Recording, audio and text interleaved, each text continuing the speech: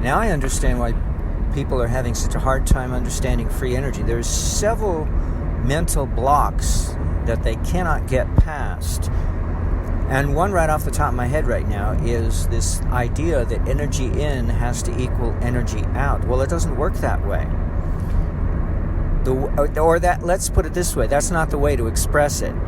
So it's not even correctly expressed, let alone resolved, because it can't be resolved because it's not correctly expressed. So the way to describe it is voltage in times voltage out divided by impedance within a context of time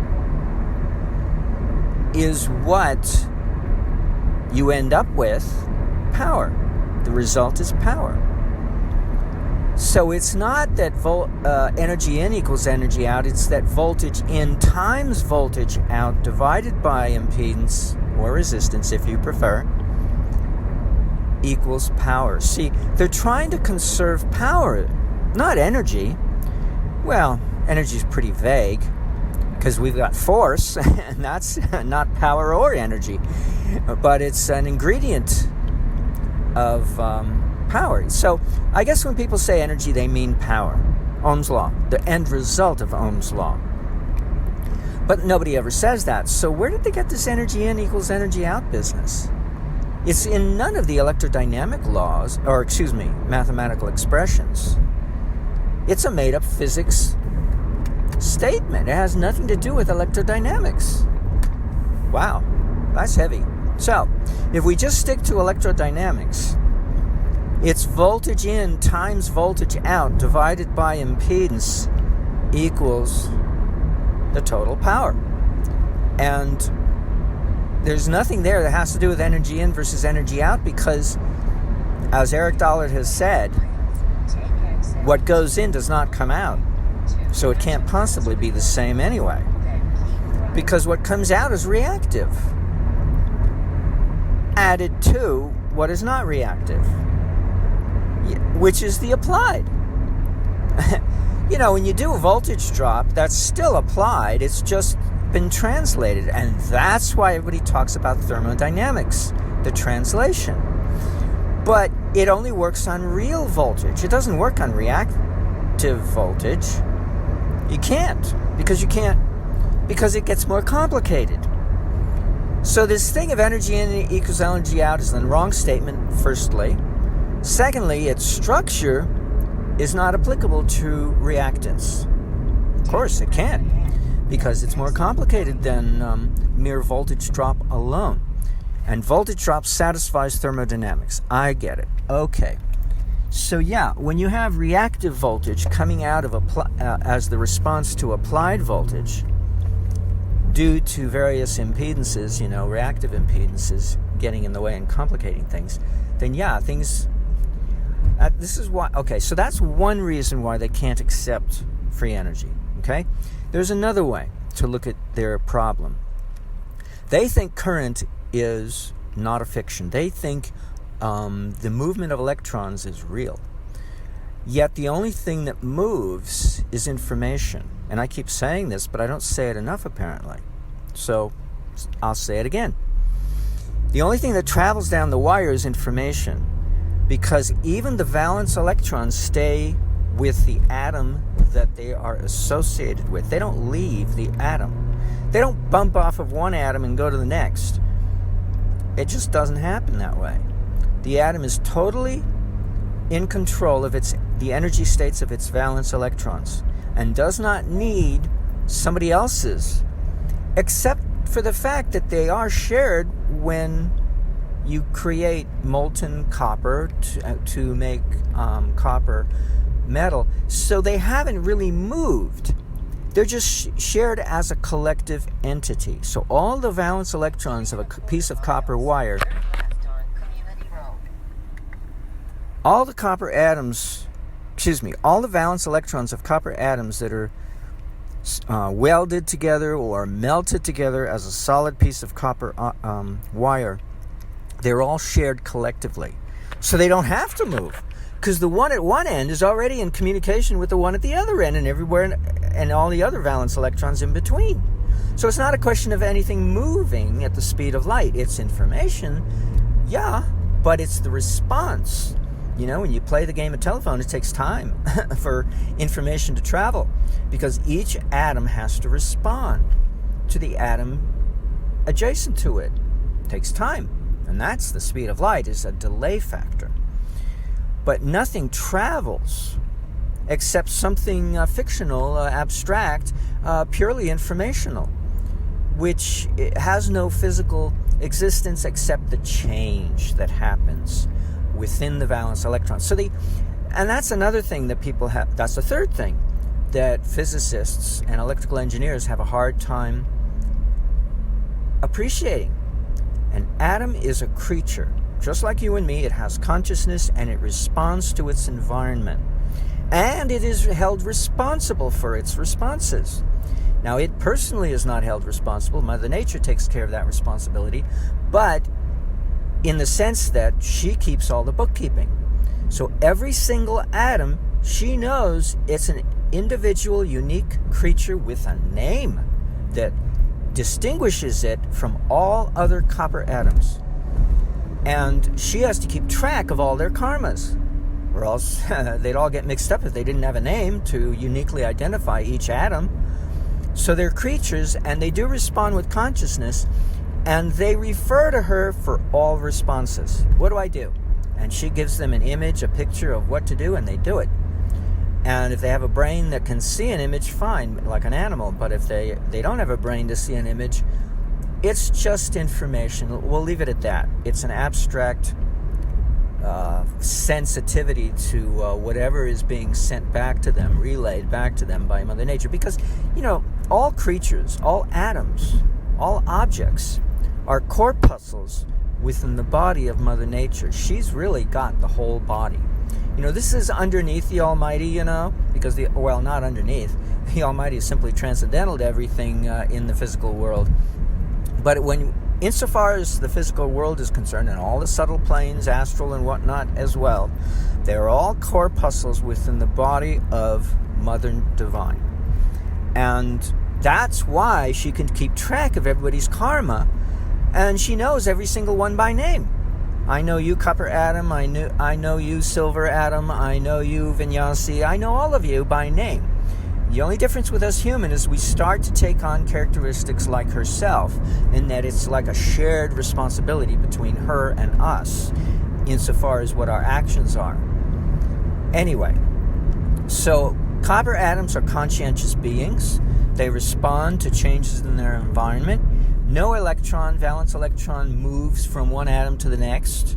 It's simply a response time that is a delay factor that is the speed of light.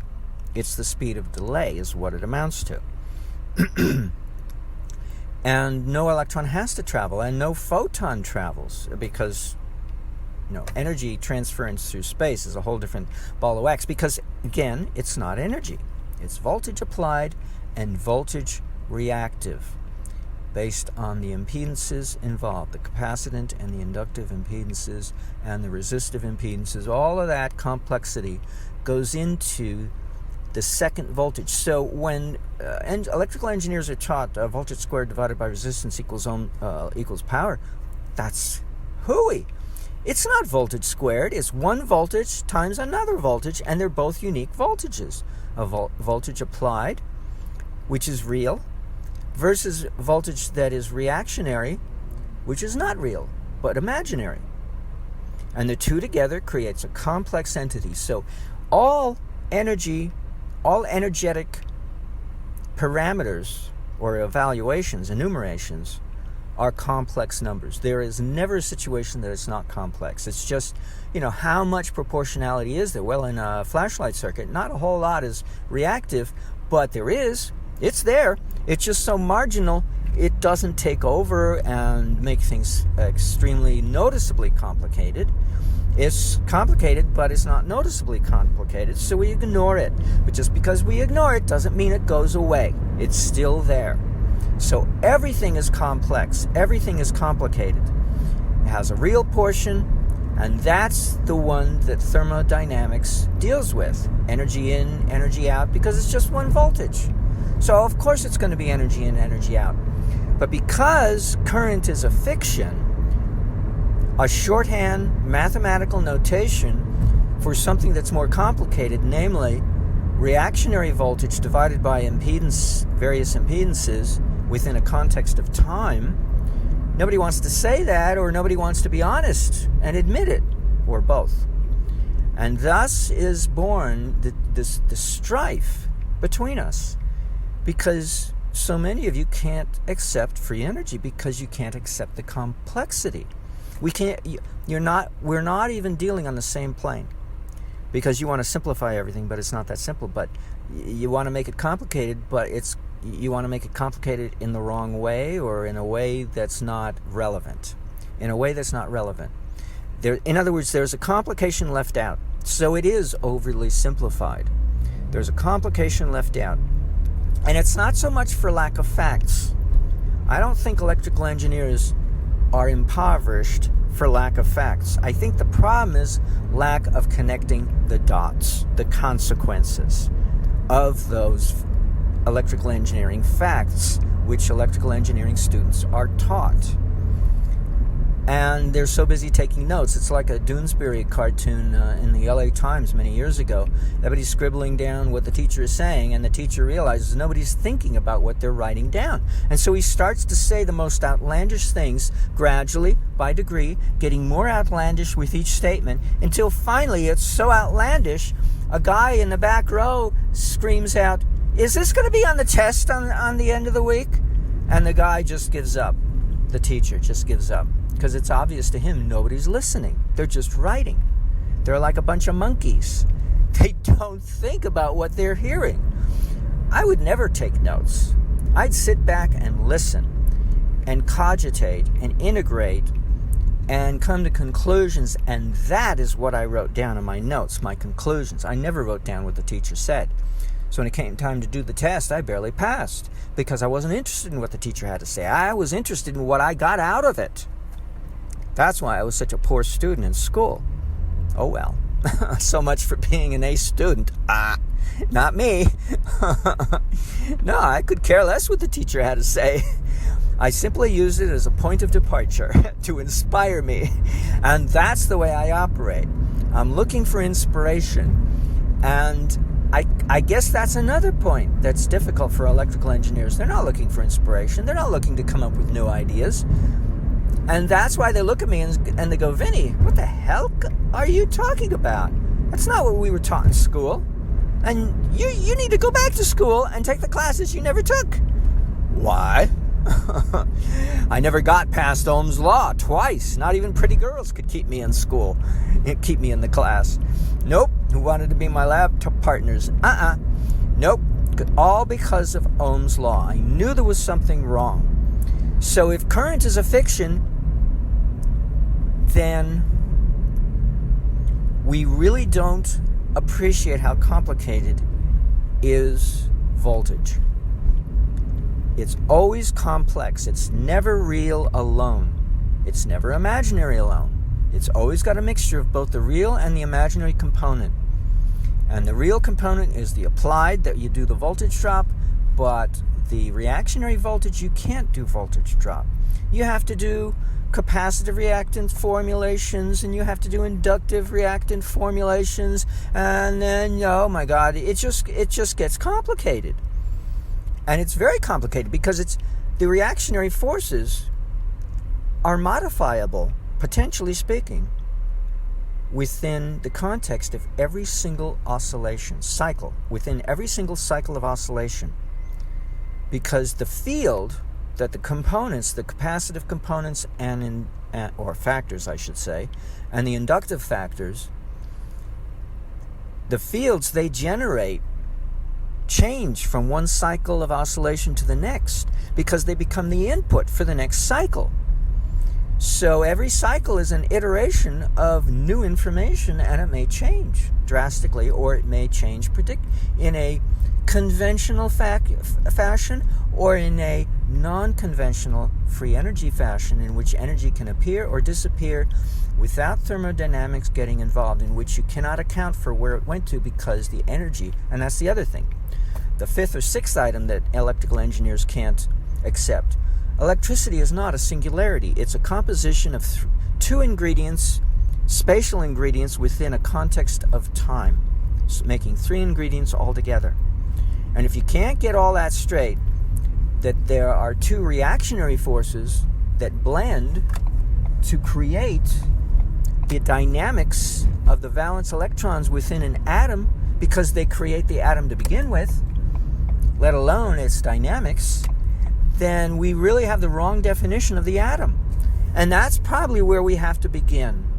We have to, all those things were the consequences of wrongfully ascertaining what is an atom.